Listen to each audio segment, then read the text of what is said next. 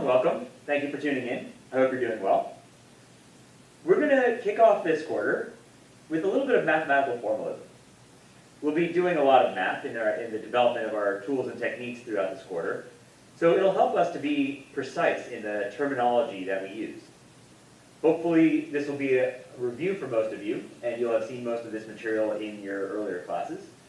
Nonetheless, we'll go ahead and define the mathematical framework within which we'll solve the problems that we'll investigate over the course of this quarter.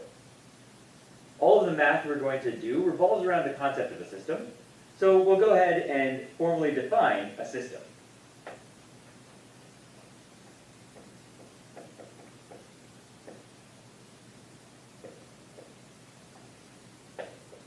We're going to define our systems as input-output relationships, and we'll sketch that out in the form of blocks.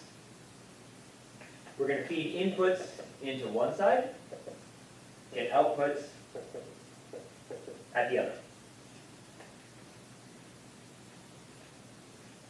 To help us with our notation, we'll give these letters. Our input will be U, our output will be Z. And since we're going to be using this to discuss physical, real-world systems, these signals will be time signals. They'll evolve over time, and we'll describe how this particular system relates the inputs to the outputs over time. So let's give them explicit time indices.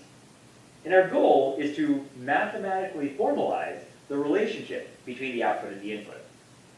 That is, we're going to try to come up with some functional relationship that defines our output Z as some function of the input U. Now, I'm going to put this in quotes because as of right now, this is not yet a mathematical statement. This is the objective that we're going to try to accomplish, which is to come up with a precise formal mathematical statement that relates the input and the output. Now, before we get into the math behind it, let's describe the nature of this system. There are many different kinds of systems, and we can classify them according to several adjectives. You probably have investigated several of these characteristics over the course of your past material in engineering. So why don't you take some time right now to think about your past learning, and try to come up with a set of characterizations of systems in general. What are adjectives that you can use to describe systems? And how may you use them to compare and contrast different kinds of systems that we can then apply to coming up with a formal statement of the mathematical relationships? So go ahead and think about that. Maybe pause the video and then come back and join us when you have a list written down. Okay, hopefully you've come up with several sets of adjectives, several perhaps pairs of contrasting system types. I'll go ahead and start identifying a few of them. We'll start with some characterizations that will apply to all of the systems that we consider. And then we'll start going ahead and describing some variations amongst those. Now we'll start with this notion of time signals. Time series that feed in and out of our system. And we're going to prescribe that our systems are real world. In particular, that they're going to be causal, as opposed to a or non-causal. What this means is that at any particular instance in time, t0 let's say, the output at that time can only depend on the inputs that happened before or equal to that time. We're not allowing future inputs to relate to current time. We're certainly not going to consider anti-causal systems. Hopefully there are no Merlins or Benjamin Buttons in the audience, where the output at a current time depends only on the future instances of time. So we'll limit our discussions to only causal systems. We'll be a little bit more explicit and specifically talk about stateful systems.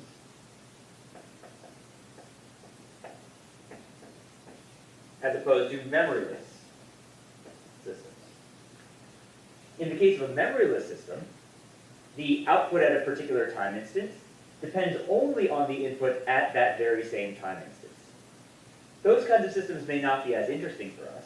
We'll consider stateful systems in which the output at a particular time instance depends on the entire time history of inputs leading up to that particular time instance.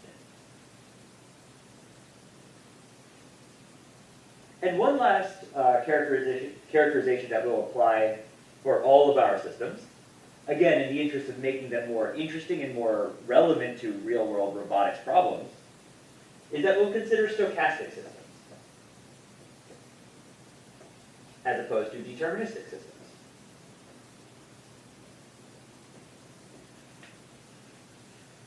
In a deterministic system, the same history of inputs will always generate the exact same set of outputs. In a stochastic system, there may be some uncertainty, some randomness, some characterizations that say even for the exact same sequence of inputs, there may be some difference in the outputs that are generated. So all of our systems will be causal, stateful, and stochastic. Now, it may be worthwhile to distinguish a few other characteristics. We may talk about time invariant systems as opposed to time varying systems. We'll consider both of them.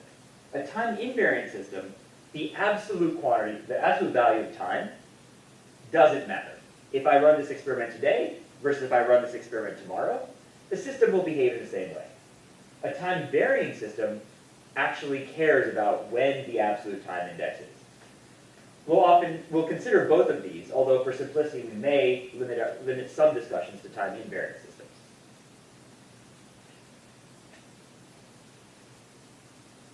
And then there's going to be one major distinction that's going to differentiate, that's going to separate a lot of the material that we learn.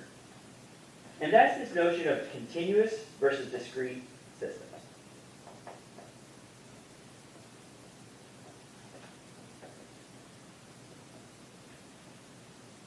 Now, when we talk about continuous versus discrete, there are two separate quantities that we can distinguish in terms of continuous versus discrete.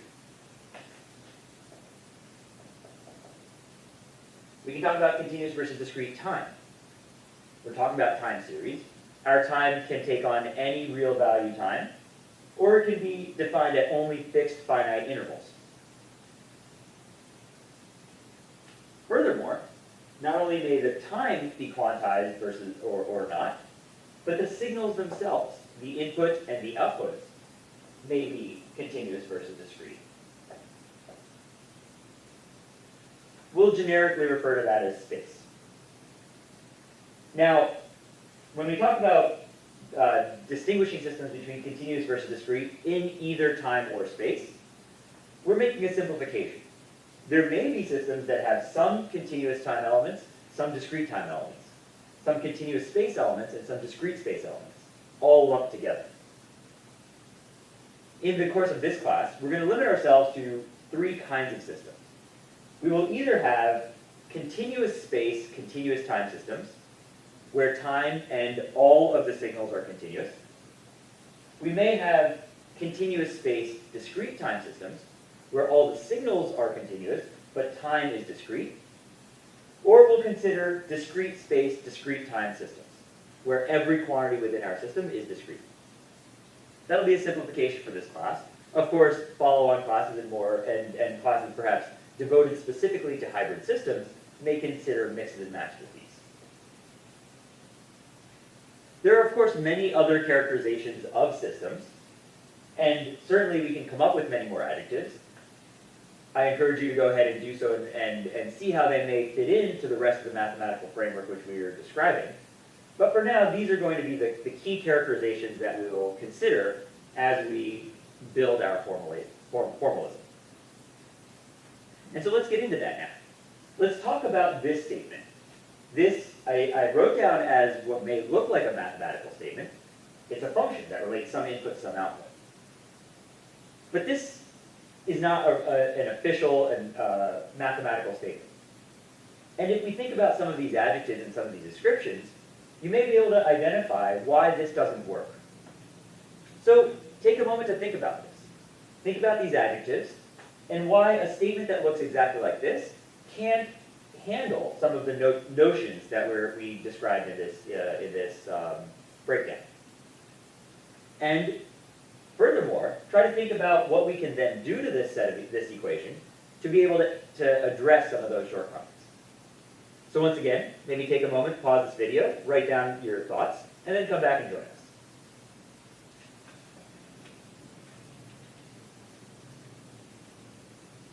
All right. So let's go through some of these characterizations and see where they fail to hold with regards to this mathematical statement. Okay. So let's start with one of the easier ones. In this, we haven't really expressed any notion of time. We're talking about systems that are causal, stateful, and possibly time varying or time invariant, but this statement doesn't really have any notion of time indexes. So if we're talking about time series systems, let's go ahead and define them actually at specific instances in time. So what we're going to try to do is define our output z for every instance t, for whatever values of time we may be considering. We want to define z of t as some functional relationship. Now what's going to go inside this functional relationship? Well, first of all, we're talking about causal systems that are stateful. That is, we specifically request that our system depend on the entire time history of inputs leading up to the current time. So rather than having a particular value in here, we're going to have the entire collection of values, all of the inputs for any time index tau less than or equal to the current time t. And we're going to send that as one of the inputs to determine the output. Okay, so that will take care of stateful and causal systems. We have this notion of stochastic systems. If we have a functional relationship, a mathematical function is one where a specific input produces a specific output. And so if we want to write this down mathematically and have a functional relationship, the stochastic nature, the randomness, the uncertainty needs to be explicitly accounted for. And so we may be able to wrap that up into another input to our system, into the functional statement of the system. We'll give it some value. Let's call it n for now, for noise. This is going to capture everything that translates into the stochastic element, everything that's unknown. It could be noise, it could be wind or ambient temperature conditions. It could be things that we could know, we just choose not to. We may not be able to, or we may not care to measure certain elements of the system. Anything that doesn't go into the explicit formalism of the inputs and outputs that still impacts that relationship can get thrown into this noise term. And once again, like every other signal in the system, this is going to be a time signal. And because we have a causal and stateful system, we will also consider the noise that comes in from every time tau less than or equal to t. Okay, that takes care of the stochastic. Now, if we wanted to consider time varying systems, not just time invariant systems, we could just throw in an explicit input, which is the current time index. And that'll allow us to take care of time varying, not just the time invariant. Great. So we've started here. This is still not yet done. This is still not yet a precise mathematical statement. I'll put this in quotes again. And why might that be? Let's consider a specific example of a discrete time system. And let's just, for the sake of the example, say that the universe was invented at time t equals 0. Okay, Well, this statement, for our discrete time example, resolves down to saying z at time 0, the output at time 0, is some functional relationship of our input at time 0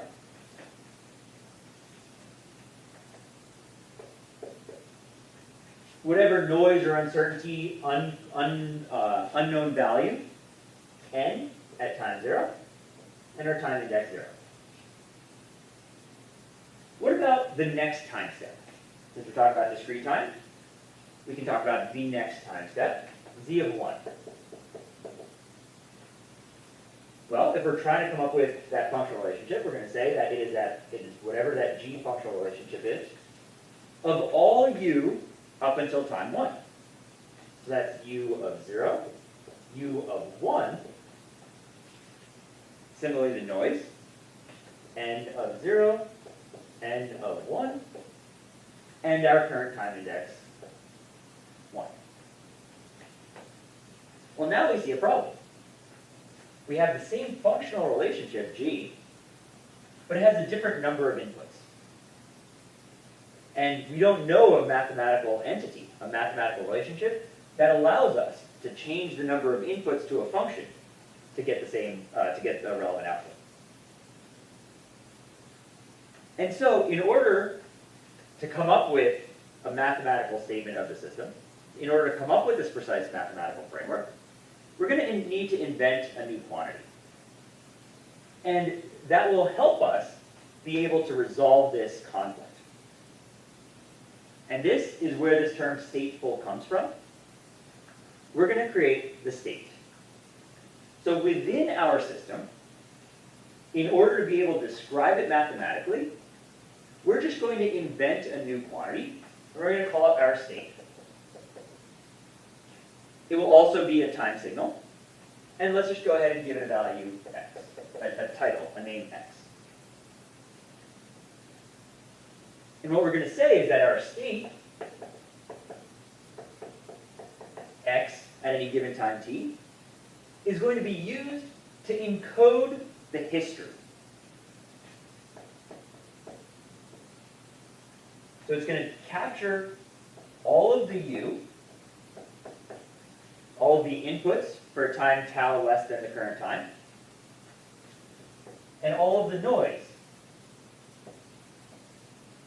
all of the uncertainties, or some subset of uncertainties at least. I'll get into that in a little bit more, for all time before the current time step.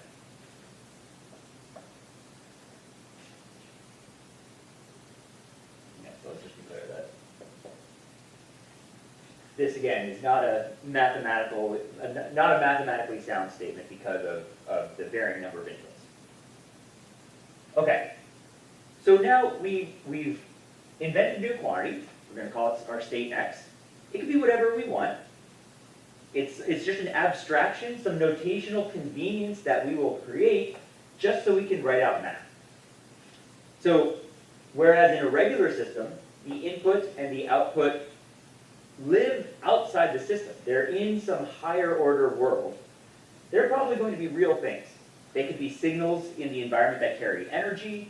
They could be quantities in a computer that you could go and investigate and read out of a memory location. The state can be whatever. It's something that we are just doing for the mathematical convenience. So we have freedom over declaring this. Let's formally define then this notion of encoding. How is it that the state can capture the entire time history of inputs? Well, we'll define this recursively. If the state at time t captures everything that's less than t, then whatever happens next, all it needs to do is additionally encode just the information, the new information that comes in. That is, the next state, and I'll use x prime to indicate what happens to the state. If we know what x of t is, then inductively or recursively we can say that what happens when we hit the time instance t, all we need to do is consider the new information. So now we can define a precise functional relationship, and in this function, it will have our state at current time t, and that carries every information less than t. And then we'll just go ahead and add on the new information that happens exactly at time t.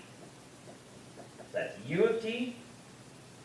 Now, I'm going to change the letters a little bit. N, we used up here to represent any amount of unknown. We're going to break up n into two separate chunks. So just for now, let's call this one w. So most of the uncertainty, anything that is part of the stateful uncertainty, will go into this into the state quantity. And finally, just for generality, so we can have time-varying systems, we'll throw their time index into there. And now that we've done this, if we go back to our output, what we can say is then, our z, all it needs to do is take all of the time history less than t, shove it into the state, and this will be some function then that also considers the state, and whatever new shows up at time t. So again, it's u of time t. The elements of this uncertainty, the elements of the noise that are not stateful, but the ones that are memoryless, we can break that up and throw that here. We'll call that v, and again t.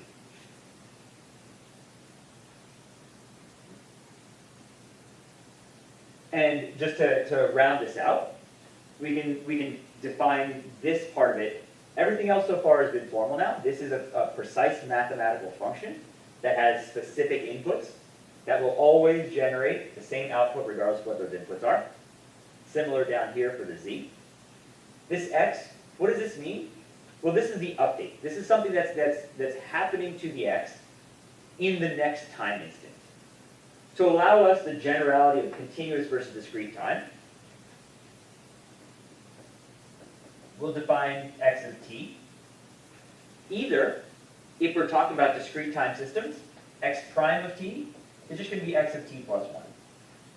So the next time instant depends on everything less than t, and then everything at t will give us t plus 1. And that's if we're in discrete time. If we're in continuous time, there's no such thing as t plus 1. So the way we describe how the state will change is to talk about its time rate of change. That's its time derivative, x dot.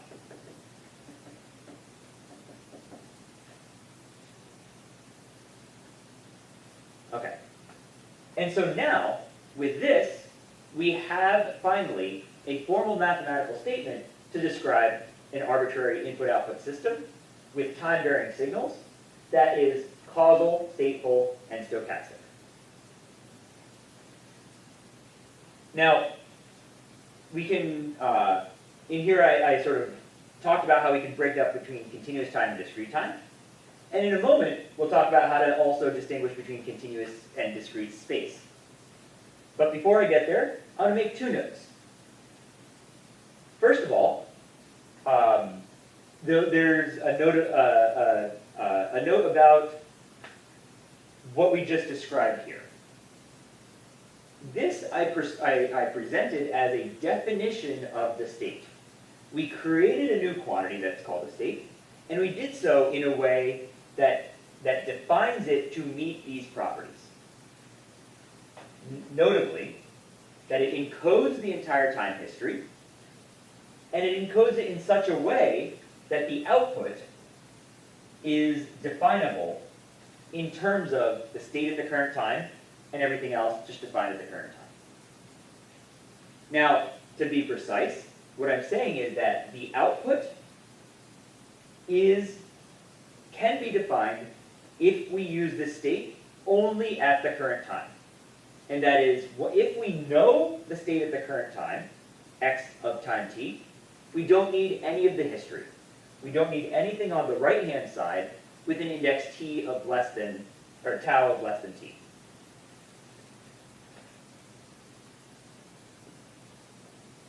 These two, statements, or the statement that I just made, saying that if we have x at time t on the right-hand side of the equation, then we don't have anything else at a time index less than t, that is known as the Markov property.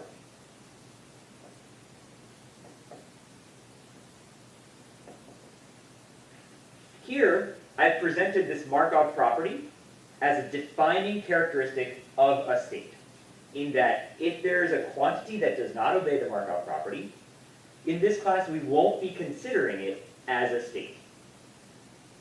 This is a matter of opinion, and some people may allow states that don't meet the Markov property, and then use the Markovian nature as an adjective on the quantity.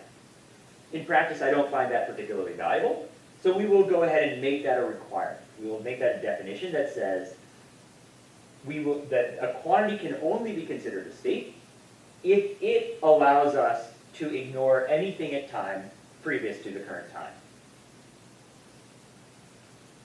And now, with that, that brings up another issue of notation, which is that if you notice here, I wrote that the x at the current time t encodes everything strictly less than t.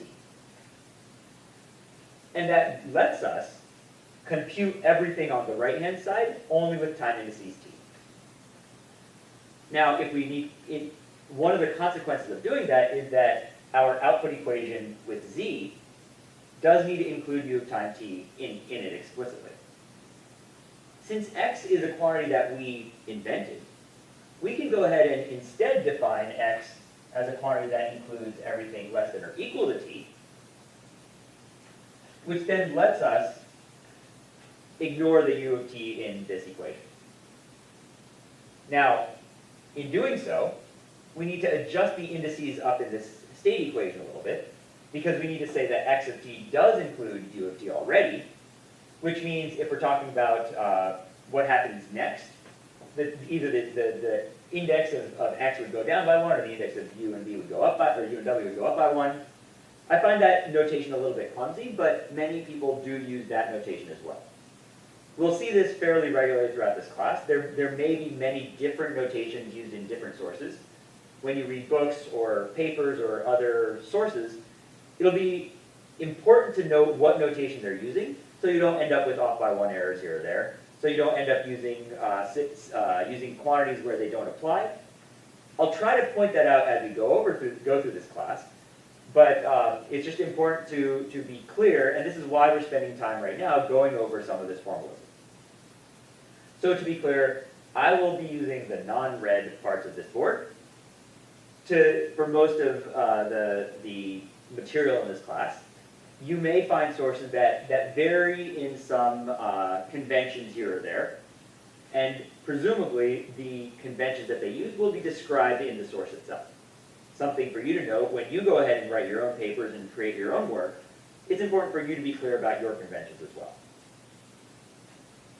So with this now, we've put together an entire framework that is mathematically sound, that enables us to characterize the systems that we will be working on.